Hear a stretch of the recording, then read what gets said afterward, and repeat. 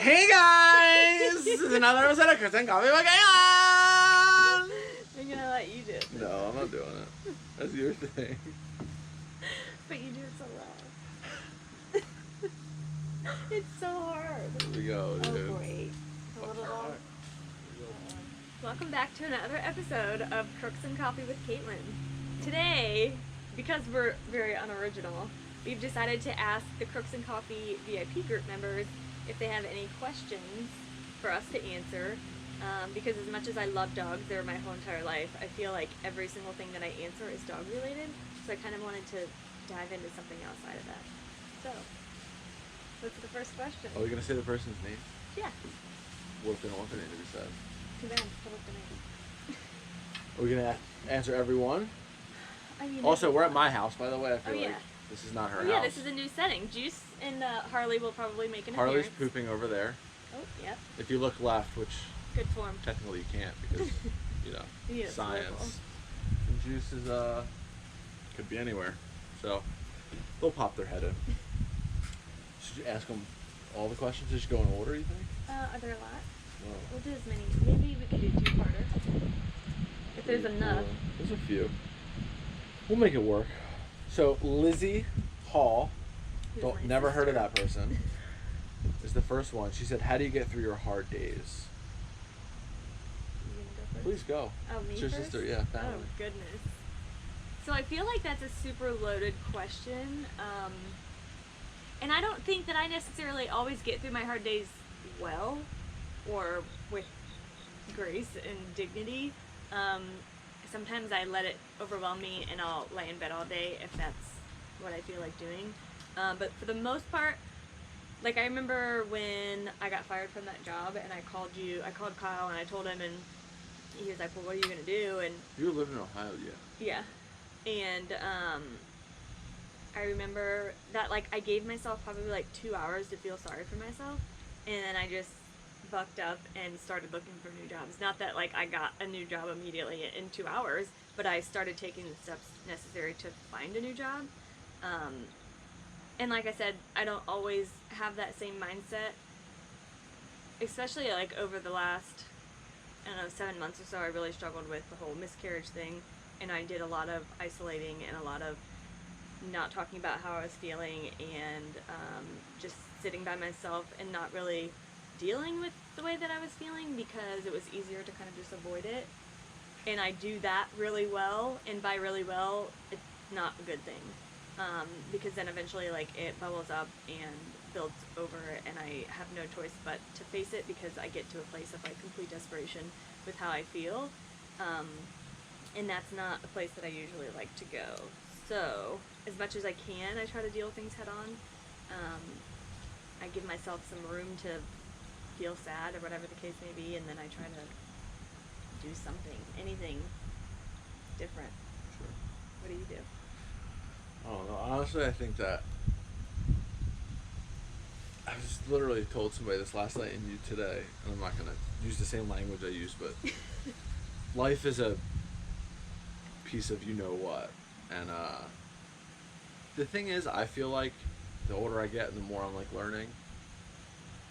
Like, the concept of life, like, we were just, like, put on this earth, and then, like, people around us die, things happen, car accidents, you know, loss of jobs, whatever, a million different scenarios that happen, and, like, we work to pay bills, we work to come home and eat, we work to do all these things, and, like, I guess for me, I'm really trying to stop separating, like, good days and bad days. Like, they're just days. Like, there's just things that happen, and, like, some days you wake up and you feel like crap, and you just got to drink an extra cup of coffee and figure it out. Or some days you wake up and have a stomach virus. Some days you wake up and feel amazing and want to run 10 miles. And it's just like,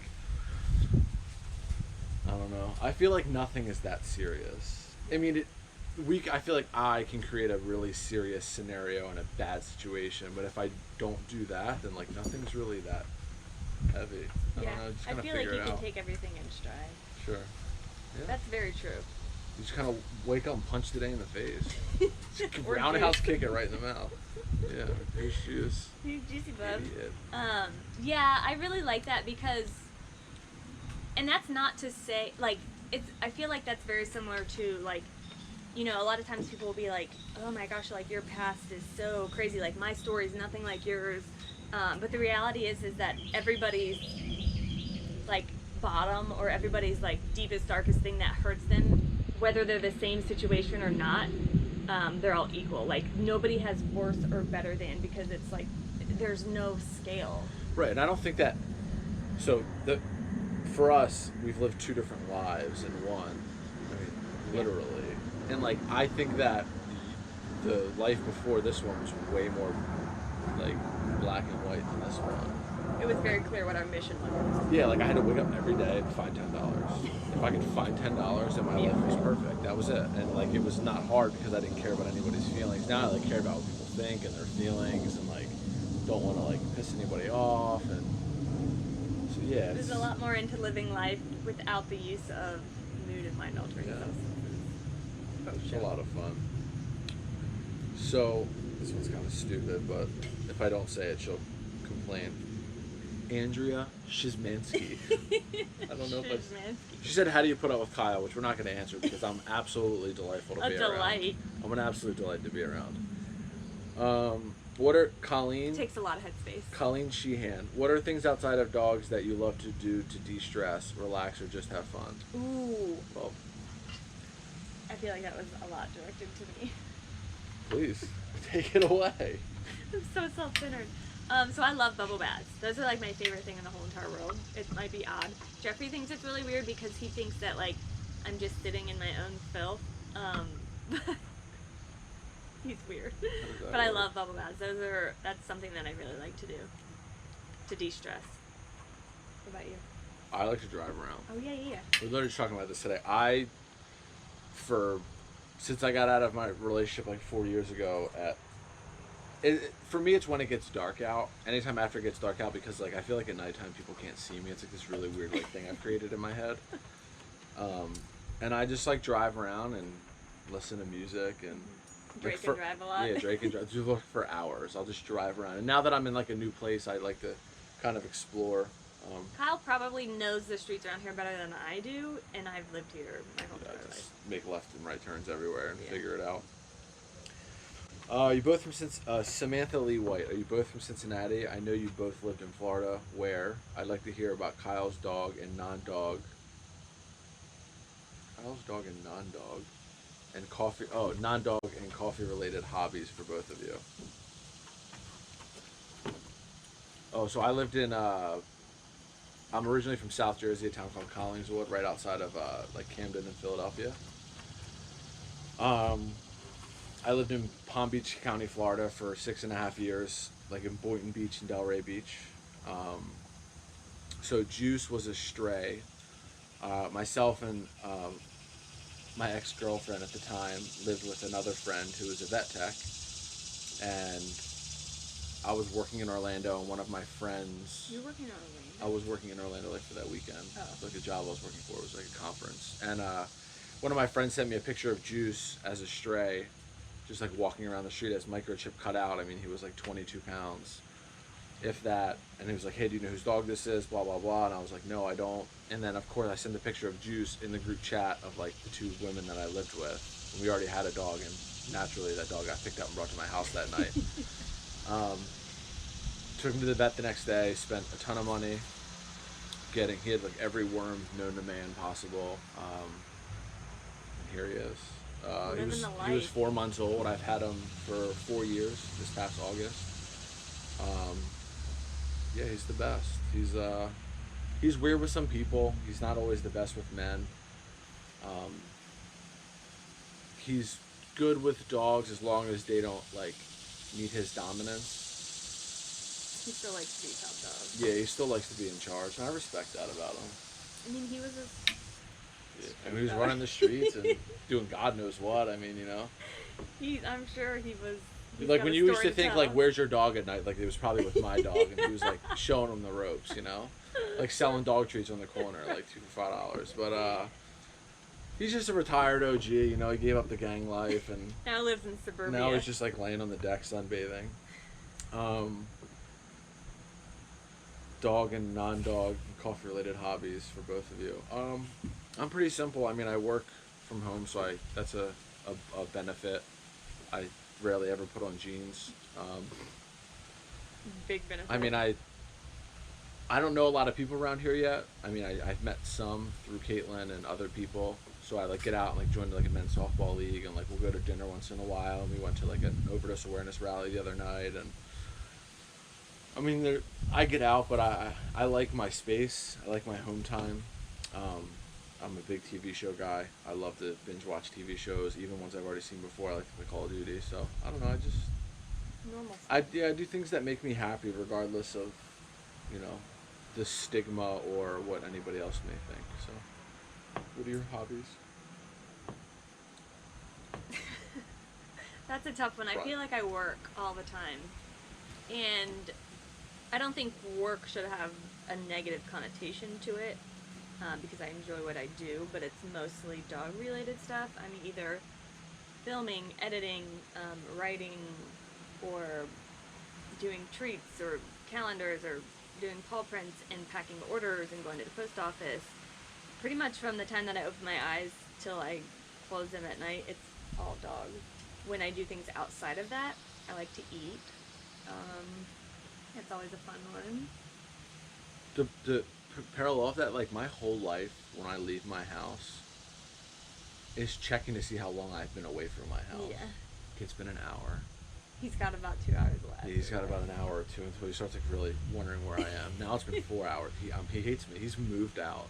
He's not going to be there when I get home. He's packed his bags. He's sitting He's waiting on a for Greyhound a taxi. heading north. I mean, and I only have one. She's got 6, so. Yeah, so a lot of times but I will say that in the last, really since I stayed home, like quit my job and stayed home, I was never a super social person, and I remember one of my friends was like, you're gonna need like human interaction, and I was like, yeah, bet, I will be fine literally never talking to anyone except for the dogs ever again. But what I have found is that not going to work and like talking to other humans every single day, I've missed social interaction. So my church and like my friend group has a mom's group and a lot of like mom play dates, and even though I don't have human children, they always invite me and a dog or just me to come by myself. And so I try to make a really good effort to go to those things, because why not? It's fun and it's helpful, and I like being around those women. So I have been very good about making sure that I do those things. And I feel like socializing the dogs a little bit more and having people at our house and doing slow intros for people who are not like Kyle and just get it. And that's been a really good experience for me. I know, that's the it's one. stressful. Yeah, that's the one difference that it's because you have 6 dogs and anybody could just walk into your house. Yeah. Unless they felt threatened, but I mean, anybody can walk in your house. Like, I have to like put juice in my room. It's like a whole process. But honestly, like, and I'm sure mostly dog people watch this, and if your dog's the same way Juice is, like, in some weird way, I'd rather have a true guardian of his home than like one who's just gonna, like, if you walk in the door, just gonna lay in their back and be like, pet me, you know? Like, I want to know that I'm safe too, and I do feel safe. And the funny thing is like, now that I work from home, I'm home all day. If I leave the house at 6, 7 o'clock, I like feel bad. I'm like, I've been home the entire day. But he misses But me. then he makes me feel bad when I get home. He's like, hey, I thought we were on this like new schedule now. Like, why are you? I thought we were hanging out all day, like, every day. What's going on? Does he neglect you? Well, it's funny you say that. Like Sally, so Sally is really the one who, like, when that a few months ago, somebody came to do a video of Kane's birthday party, and I don't know if it was because he had a book bag on and a camera out and like a baseball cap on. Hi, buddy. But Sally was not having it, and like she made me feel very safe and protected, because she was letting this guy know, like, you come near my mom. Yeah, when I walk into their house, I like want that to happen to me. I invite danger. Like, please. Yeah, he does. It's gotten to the point where, like, it happened the other day when I came over and we ate. Like, I didn't even. They didn't even hardly. They like walked into the door. They like, what's up? And just like turn around. I was like, oh, it's just okay. him. But that's not a welcome to anybody, because the first visit's always a handful. So, Gretchen Crone, that's got to be how you say her last name. Yeah, How do I you think keep so. up with all the Facebook stuff and coffee and treat making and adminning, etc., etc., etc.? So much going on in your lives. Methamphetamines. No, kidding. I need methamphetamine. So I'll just be honest, I can't keep up with everything. Yeah. People message me and it's to the point where I can't respond to everybody, and I feel really badly about that. But I can't. And it's not because I don't care or don't want to respond or whatever, but a lot of times people will ask me like, hey, puppy training advice or potty training advice or blah, blah, blah, whatever.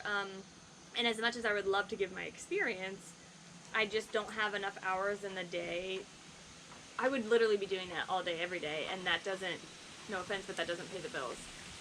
So I always invite people to, share those questions into the group to see and get lots of people's experience on those things, because I don't want your questions to go unanswered. I just can't physically do it. Sure. And then the other part is I try to just be honest with people. Like if I've got orders that need to go out and they're running a little late, I'm like, hey guys, sorry. Like even like with this video, we did a video 2 months ago? No, like a month. Yeah. But yeah. And it's just a you lot. think like you have so much time in the day, but it really just goes by so quickly. And so I just try to be transparent with people about like life is busy and it's hard to keep up sometimes, and I apologize, and I hope that you'll stick around. And yeah, I feel like, we don't really have schedules, so if I really wanted to, I could work at 3 o'clock in the morning. Yeah. But I think for me, I'm a big like resource guy, and anytime somebody asks me like what my favorite flavor coffee is, or how would I make this, or how would I do that, I just tell them to ask the VIP group, because you get more experience. yeah, and like so I've been in hospitality my whole life, and I've always dealt with people in this way, and the one thing I've realized is this. So I sell coffee. I sell a product that people drink, right, that they use in their daily life. There's a lot of other people that sell coffee. There's a lot of other coffee companies. I don't like Chipotle. I don't go to Chipotle. I have no interest in going to Chipotle. If somebody wants to take me to Chipotle I'm loyal to Taco Bell. If somebody offers to buy me Chipotle for lunch, I will gladly decline. Will you really? 100%. I will You'll not never go to Chipotle. I just don't think I think it's overrated. Okay. I get it. I honestly get it, but I just think it's a little overrated. But the thing is this is what I've realized, is that there's going to be people that don't like my coffee. I have family that doesn't like my coffee. One of my best friends, they didn't like it, and that's okay. And the big thing is it all comes for a circle with how do you keep up with everything, is that there's going to be people that are upset, right? There's going to be people that don't read the fine print. When you say pre-order, they might not notice that, and they might email you 3 days later and say, hey, where's my order? And then you have to kindly explain to them, hey, it was a pre-ordered item. We're small businesses and we're doing it ourselves. Not that we need any sort of recognition, but it's just our customers have, and specifically for me, like the VIP group really like holds me up and lets me know that like, hey, like you're doing a lot better than you think you are. Because sometimes like, it's a lot for me. I took the coffee thing over and I, made some changes, and it like exploded in front of my face, and I was just like, okay, hold on, let me like take a step back and like gather my thoughts for 5 minutes. But I don't know, you just kind of figure it out and keep it moving. Roll with it like. And the adminning for the dogs and fan group, I don't even really. I get notifications still, but I do very little. I'm kind of like the admin behind the closed doors. Like if I see something I don't like, I just delete it. I don't even. He doesn't even consult the rest of us. No, I just delete it. But to be completely honest, I don't do that much adminning. There's a whole group of girls that does a wonderful job, and I would be really lost without them, because they're constantly like on top of things. And I try to like pop in every once in a while and like whatever. And if I see something happening, sure, I will get on it. But a lot of times it's very hard because I have to not only keep track of the group, but I have to keep track of the page. And again, this comes down, and it's gonna sound like I'm a money hungry whatever, but take it how you want it. The page is where I make money. Yeah. I don't think. And so some people think there's something wrong with that, but yeah, I think that has to be where my focus is. I think the bigger problem is if you're commenting on that there's something wrong with that, then maybe you are the problem, because like there's millions of other pages on Facebook you can follow. You know what I mean? But yeah, I don't. Because it's a full-time job, and I think that's what people fail to realize. They think that, like literally just actually Jeffrey did get a message the other day that, you guys are now for profit, and basically I think that you've sold out and blah blah blah. And That's, if that's what you think, that's fine.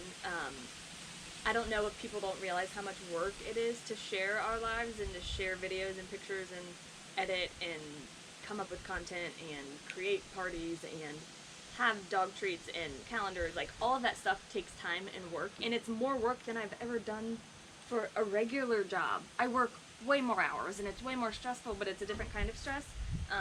So if people feel that way, And not to give her an attaboy because I literally can't stand her, but like, she went to college for accounting, and she takes videos of her dogs eating peanut butter. Like, so I think it's almost like, we talk about the American dream and like, what are you going to do with your life? I mean, you can do anything you want. I mean, it's like, I understand where people are coming from. I do, but I think it's the same thing, and I'm no way, shape, or form saying good or bad person, but I'm choosing it as a comparison. Is the way people like hate on Trump or Kanye West or Colin or just like Kylie famous, Jenner anybody like that, because you don't see, like, that's what integrity is for us. It's not for you.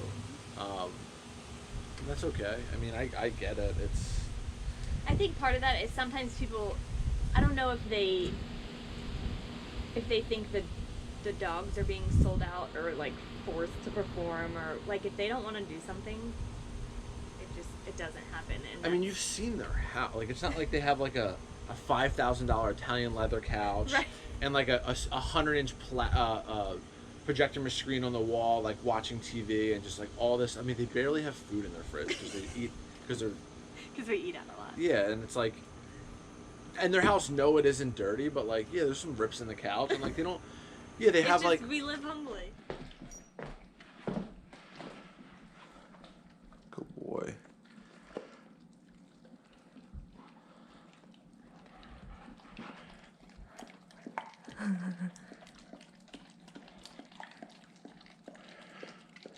He looks so funny.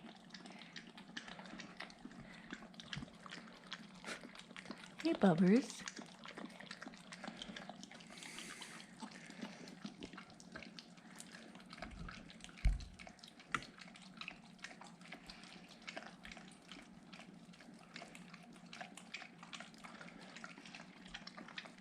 They're so dainty with it. It's hilarious.